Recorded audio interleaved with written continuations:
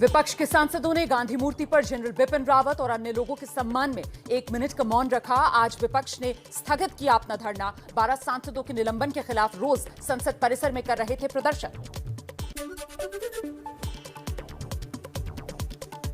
CDS general Bipin Rawat समेत helicopter crash में जान गंवाने वाले सभी लोगों को वेलिंगटन के आर्मी के बेस अस्पताल में दी गई श्रद्धांजलि। कल MI-17 V5 हादसे में हुआ था निधन।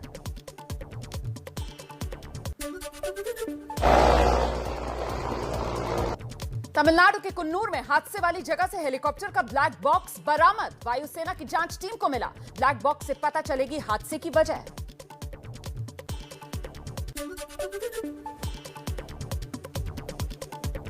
तमिलनाडु के कुन्नूर में हेलीकॉप्टर हादसे का एक वीडियो सामने आया है। MI-17 के गिरने के ठीक पहले का यह वीडियो होने का दावा है। पर्यटकों ने बनाया यह वीडियो। एबीपी न्यूज नहीं करता इस वीडियो की पुष्टि।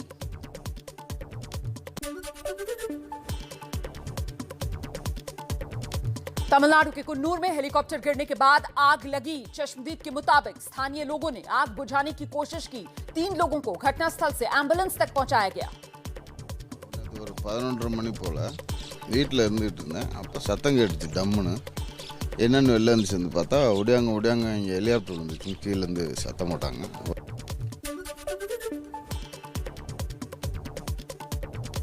तमिलनाडु के कुन्नूर पहुंचे air chief marshal VR Chaudhary. Helicopter हादसे वाली जगह का दौरा किया है। MI-17 V5 हेलीकॉप्टर क्रैश में हुआ था। सीडीएस जनरल बिपिन रावत का निधन।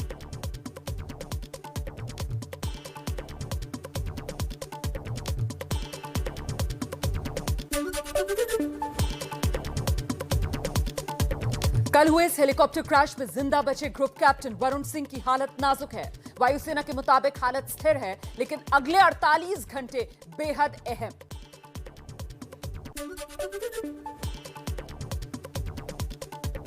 सीडीएस जनरल बिपिन रावत के अंतिम संस्कार में शामिल होने के लिए दिल्ली पहुंच रहे हैं सगे संबंधी। कल पत्नी मधुलिका के भाई को वायुसेना के विमान से दिल्ली लाया गया। जनरल रावत की बहन आज अमेरिका से दिल्ली के लिए निकलेंगी।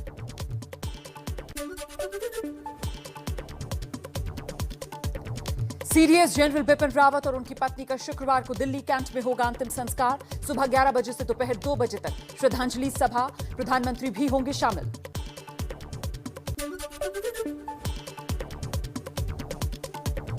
हादसे का शिकार MI-17 V5 हेलीकॉप्टर में सीडीएस बिपिन रावत की पत्नी मधुलिका रावत भी सवार थी। विमान में कुल 14 लोग सवार थे। Brigadier LS Lidder, lieutenant colonel Harjinder Singh, Havildar Satpal भी हेलीकॉप्टर में ही थे। शिवसेना सांसद संजय राउत ने हेलीकॉप्टर हादसे को लेकर जताई शंका। कहा, इतने सुरक्षित हेलीकॉप्टर के साथ हादसा होना शंका पैदा करता है। सैन्य के ऐसे नेता का इस प्रकार से मृत्यु होता है तो देश के मन में शंका और आशंका पैदा होती है। हेलीकॉप्टर हादसे पर पूर्व ब्रिगेडियर सुधीर सावंत का बड़ा आरोप। कहा, यह हादसा नहीं साजिश है। LTT के स्लीपर सेल पर शक। NIA से कराई जाए जांच।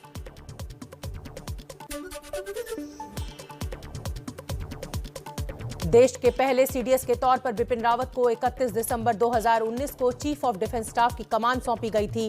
प्रधानमंत्री मोदी ने 15 अगस्त को लाल किले से सीडीएस पद का ऐलान किया था, जिसका मकसद देश की तीनों सेनाओं के बीच बेहतर तालमेल बनाना था। सीडीएस बिपिन रावत ने हमेशा सेना के टीम वर्क को माना महत्वपूर्ण। रावत ने कहा था, उन देशभक्तों की बराबरी हम नहीं कर सकते जो सियाचिन की ठंड में रहकर देश की सेवा करते हैं। पुलवामा में सीआरपीएफ के जवानों के शहीद होने के बाद 2016 में पाकिस्तान के खिलाफ सर्जिकल स्ट्राइक की प्लानिंग में बिपिन रावत की अहम भूमिका थी। भारतीय सेना ने पीओके में कई आतंकी कैंप्स को ध्वस्त किया था। 2015 में म्यांमार सीमा पर सर्जिकल स्ट्राइक में भी बिपिन रावत ही शामिल रहे। जून 2015 में मणिपुर में आतंकी हमले में 18 सैनिक शहीद हुए थे। इसके बाद 21 पैरा कमांडो ने सीमा पार जाकर कई आतंकियों को ढेर किया था। 21 पैरा 3rd कोर के कमांडर बिपिन रावत ही थे। अशांत इलाकों में काम करने के अनुभव को देखते हुए सरकार ने 31 दिसंबर 2016 को बिपिन रावत को थल सेना प्रमुख बनाया था। जनरल बिपिन रावत 31 दिसंबर 2016 से 31 दिसंबर 2019 तक थल सेना प्रमुख रहे। भारतीय थल सेना के 27वें चीफ रहे रावत। देश के पहले सीडीएस बिपिन रावत का जन्म 16 मार्च 1958 में उत्तराखंड के पौड़ी गढ़वाल में एक राजपूत परिवार में हुआ था। जनरल बिपिन रावत की शुरुआती शिक्षा कैमरियन हाई स्कूल देहरादून और शिमला के सेंट एडवर्ड स्कूल में हुई। इसके बाद वो इंडियन मिलिट्री एकेडमी देहरादून चले गए, जहां उन्हें बेहतर प्रदर्शन के लिए सोर्ड ऑफ ऑनर से सम्मानित किया गया।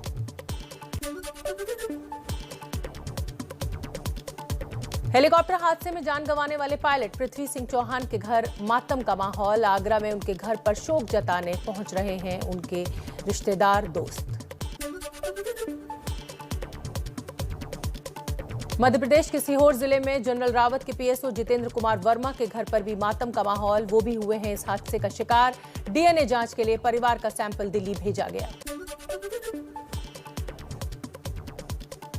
संयुक्त किसान मोर्चा को मिला सरकार का आधिकारिक पत्र। देर रात सरकार ने भेजी चिट्ठी। सूत्रों के मुताबिक सरकार की चिट्ठी के बाद आंदोलन वापसी का ऐलान तय।